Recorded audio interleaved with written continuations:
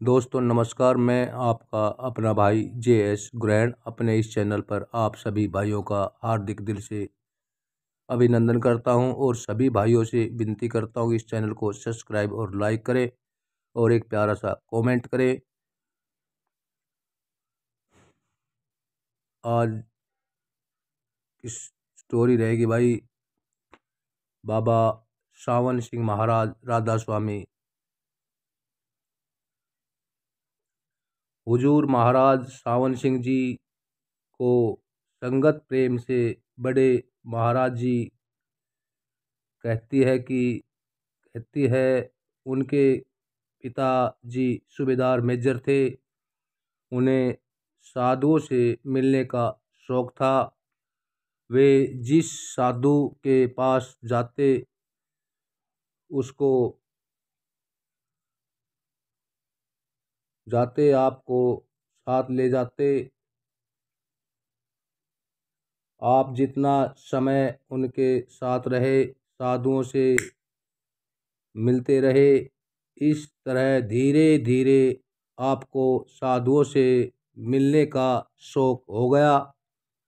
जब आप बड़े हुए तब यह शौक और बढ़ गया। इसमें कोई शक नहीं है कि रूहानियत एक अमली ज्ञान है, क्योंकि एक वक्त था जब आप खुद कहते थे कि गुरु की क्या ज़रूरत है। आप अपने जीवन के शुरू के दिनों में विभिन्न विभिन्न संस्थाओं के प्रेजेंट सेक्रेटरी आदि रहे, लेकिन जब आपको उच्चतर ज्ञान होने पर ग्रंथों को ठीक व्याख्या की समझ आई तो आप गुरु की तलाश करने लगे। आप गुरु ग्रंथ साहिब बड़ा करते थे, उसमें बार बार जिक्र आता था कि हर एक को गुरु की तलाश करनी चाहिए। इसलिए जहाँ से भी पता चला आप वहाँ गुरु की खोज में गए। बाग फूल भी होते हैं, कांटे भी। कई महात्मा मिले,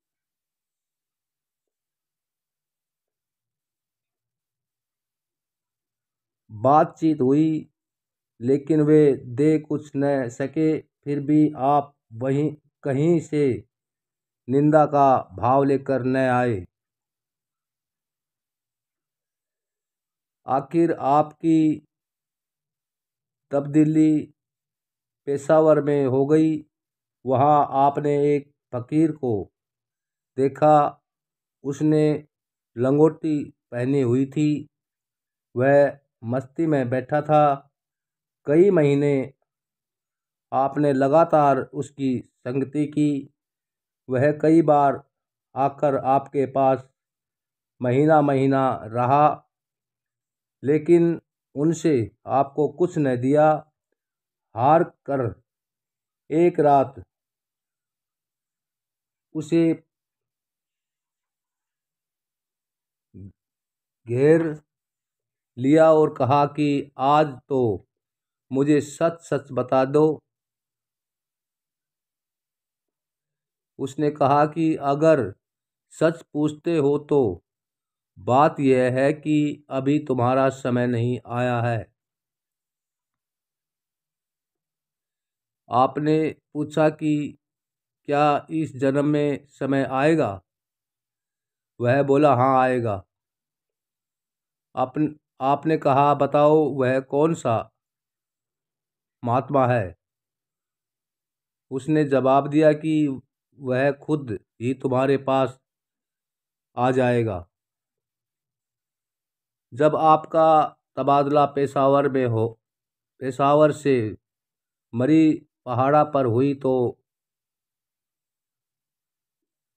एक दिन बाबा जैमल सिंह जी महाराज वहाँ पहुँचे। उनके साथ बीबी रुकवो भी थी। बाबा जी महाराज बीबी रुकवो से मिले, से बोले, हम इस सिख के लिए यहाँ आए हैं। बीबी रुको ने कहा कि इसने तो आपका अभिवादन भी नहीं किया। इस पर बाबा जी ने कहा कि अभी इस बेचारे को क्या पता परसों यहाँ मेरे पास आएगा। उन दिनों बाबा जी बाबू सुखदयाल के चौबारे में ठहरे हुए थे और श्री गुरु ग्रंथ साहिब से सत्संग किया करते थे।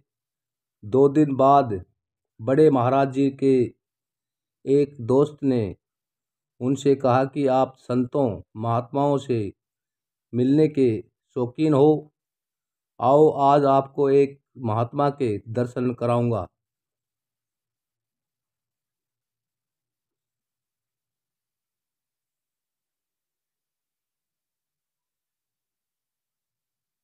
वह आपको उस दिन बाबा जी के पास ले गया। आप कई दिन उनकी संगत में रहे। आप सवाल करते गए, बाबा जी जवाब देते गए। जो कुछ आपके 20 साल के स्वयं थे वे 4 दिनों में ही खत्म हो गए।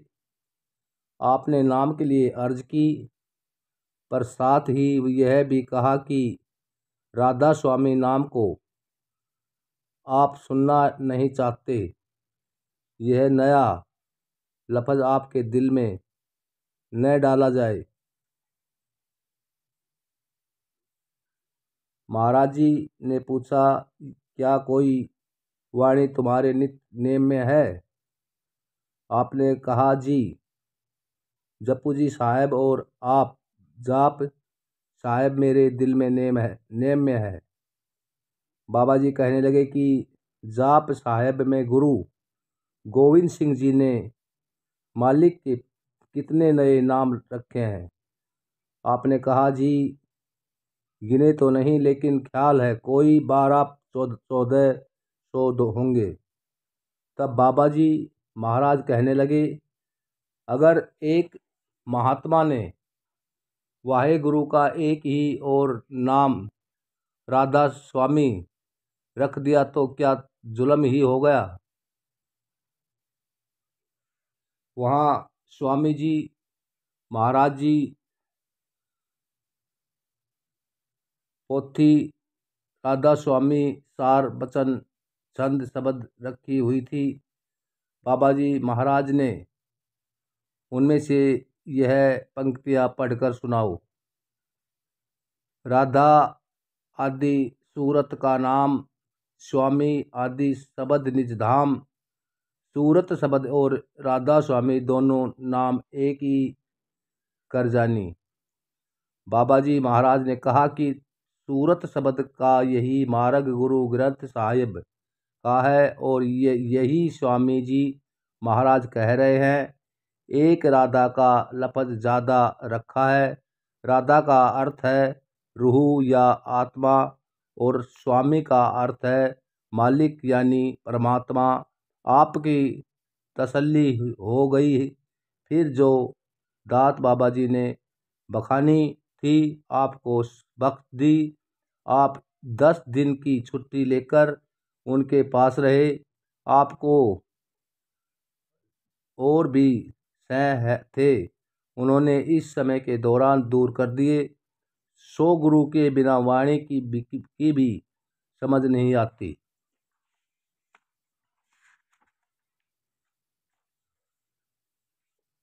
बहुत समय पहले का जिक्र है कि एक बार बड़े महाराज जी शिमला गए। 2 सत्संग भाई कान्हा सिंह और भाई मगर सिंह आपके साथ थे। कुछ लोग आए और सत्संग में बैठकर गए। श्री गुरु ग्रंथ साहिब के शब्दों पर सत्संग हो रहा था। बड़े महाराज जी ने कहा कि अगर कुछ कहना हो तो वाणी की शब्द कर दें। वे बोले, नहीं। जब शब्द पूरा हो गया तो कहने लगे कि हमें आपके साथ बातचीत करनी है। आपने कहा, बहुत अच्छा। उनमें से पहले एक ने और फिर दूसरे ने हुजूर से बातचीत की। पहले ने कहा कि अंदर बाजे तो नहीं बजते। आपने कहा, बजते तो हैं। उन उसने पूछा, सबूत? आपने कहा, गुरु ग्रंथ साहिब को मानते हो? बोला, क्यों नहीं? आपने कहा, सुनो, ग्रंथ साहिब का क्या कथन है।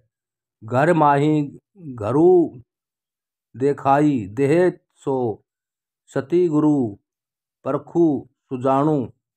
पंच शब्द धुनिकार मुनि धुनिकार